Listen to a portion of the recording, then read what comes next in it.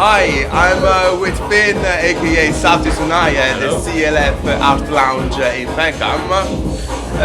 Hi Finn, Hello. how are you doing? I'm good, I'm fantastic. We just sound checked, sounding great, so I'm looking forward to the gig. Hopefully the background noise isn't too bad as we were saying, but it's fine. I'm sure it'll be good. Yeah. Is the first time you played here at this venue? So, as the CLF Art Lounge, this is the first time I played here. I played here about a year ago when it was just like a small bar, and I was doing a gig for the uni next door, Mountview. I was helping out with their, it's like they had a production course and I was doing a gig for them because they needed someone. And oh yeah, from what I've seen it looks a really cool venue. It's amazing. I can't wait to see you later. I'm excited, man. I'm really excited. There's something that I've been wondering for a long time. Yeah. How did you come up with your stage name? Ooh, good question. I was 15 and I started making music when I was about 15. I put some stuff out under my normal name, under my real name, Finn. And then I thought I should probably have some sort of stage name to go forward with because I was mostly rapping then, I wasn't singing, so I was like most rappers have some sort of MC name. And I'm from South London, South East London, so I guess Southy kind of works there, but I don't know, I love where I'm from, and initially I went, this is such a dumb idea. I was like, this is a really bad name. And then I thought, if I started calling myself like Stormzy, people would be like, what the fuck are you playing at? Until I make it big. So I thought I might as well stick with it. You might get even bigger than Exactly. Stormzy. Well, maybe, I don't know. For free. Headline Glastonbury next year, mate, that's the plan. So you released your debut album, Don't Cry Over Spill Ink, last October. Yeah. What's the concept behind this album? That's a good question. It was sort of a collection of a few songs that I'd written over the course of that summer, really, last summer. I went in April last year. I got put on jury service for 8 months. So I was in court every day for about 8 months, and it meant that I had such little time to write. But I worked really good under that sort of pressure, and I was kind of stressed about the whole thing, and I was like, oh, this is going to affect my music and all that. And actually, I just smashed out a whole project, and I was like, and now I'm like, shit, I really need some pressure to make some more music. But the concept was just sort of like, it's a collection of my emotions. And Don't Cry Over Spilled Ink, I mean, it's sort of a play on words, right? But the ink is my thoughts and feelings on the page, and so it's like lyrics, not exactly. Yeah, exactly. And I feel like for me, I don't know. As a bloke, we're always saying, "Oh, don't cry, whatever, don't cry." And I don't know. Try to be in touch with my emotions, and I've done a lot of work on that myself. That's very interesting. Yeah. Will you be playing any of those songs tonight? I'll be playing quite a few of them. Yeah. For the first time since the album launch last year, there's a couple that I haven't played since then. Wow, so. That's exciting. I don't want to spoil it too much. Yeah. But what about any new song? Are you working on any new material? Yes, definitely. So I was meant to have an EP release at the end of this month, and I decided to cancel it because I was just not keen on the stuff I was working on. And so what I've got a single that I'm going to release on the 26th of June. I'm playing that tonight, first time live, so you'll hear that. Oh my god, I can't wait. I know, I'm excited. I'm a little bit scared, but I'm excited. Yeah, so I've got a few singles over the summer, basically.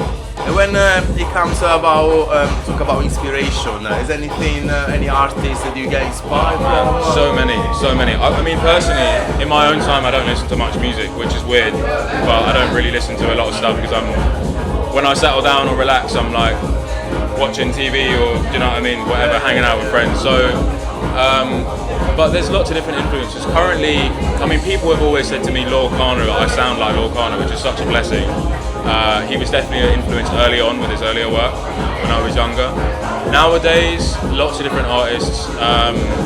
Paolo Nutini is one of them for sure. I love Paolo. I think he's the best songwriter on planet Earth at the moment. Like in the last 20 years, he can't write a bad song. I'm in love with him. That's probably my main influence right now. Alright, so if you could collaborate with one of your favorite artists or people that influence you, would you choose? Would you choose Paolo? Would you choose somebody else? Honestly, I'd probably go for the Lord Kana collab, just because it would make a lot of sense with what we both do, and it's sort of a dream come true for me. When I was like 16, watching him play Glastonbury, I was like just blown away. Do you know what I mean? So I'm just sort of dreaming about that. Maybe it'll happen one day. I'm not sure. Exactly. That's really cool. Yeah. So my channel, Barry Seed with Lanzarooney, is about promoting the music I love, and so I always stand at the front to film in a few songs and then put on my YouTube channel so that the people they watch the channel can see what I'm up to, and this is a way promoting the music I love, but also for allowing people that can be at the gig to actually see some of the tracks. It's fantastic, I love it.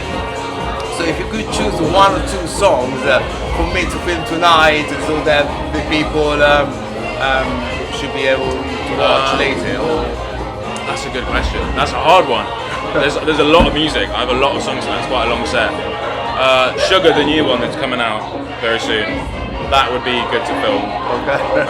Sneak peek, do you know what I mean, before it drops. And then maybe, oh man, I don't know. You filmed a couple of mine before, haven't you? You filmed Bullets and Live Your Life. Maybe Faces.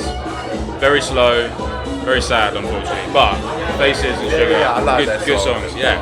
And for somebody that's just found out about your music, would you still choose one of these songs for them to discover your music, or? Yeah, definitely. Probably, I mean, either of those two, or I mean, I try and like have elements of all of what I do in all of my songs, so I feel like people can kind of dip in wherever they want and they can find something and go, oh, I like this, and I understand who is an artist already. Do you know what I mean, from one listen? But oh man, it's tricky. There's so many different things, and I have old songs that I hate as well. So it's like, do you know what I mean? Yeah, I was looking forward to hear the new single anyway.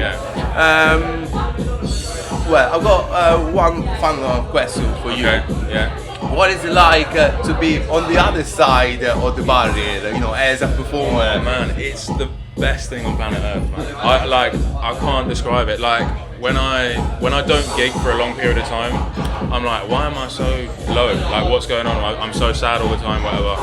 And then I'm like prepping for a gig, and I'm like, oh, rehearsing is amazing. And then I get on stage and I do the sound check, and then I actually play the gig, and it's just like, it's just the best feeling. I can't describe it. And having people there to listen to you, to see you, to feel what you're feeling, it's why I do what I do mainly. It's my favourite thing about music. Do you wish you were in the crowd seeing yourself playing as well? I don't want to see myself, but sometimes there is certain gigs where I'm coming up to them like, I wish I hadn't said yes. I want to just go to the gig and just enjoy other people, but tonight is not one of those nights. Okay, well, anyway, thank you very much. It's been a pleasure, and I can't wait to see you in a bit of time for the actual gig. I'm really excited. Okay. Thanks so much. Thank you. All right.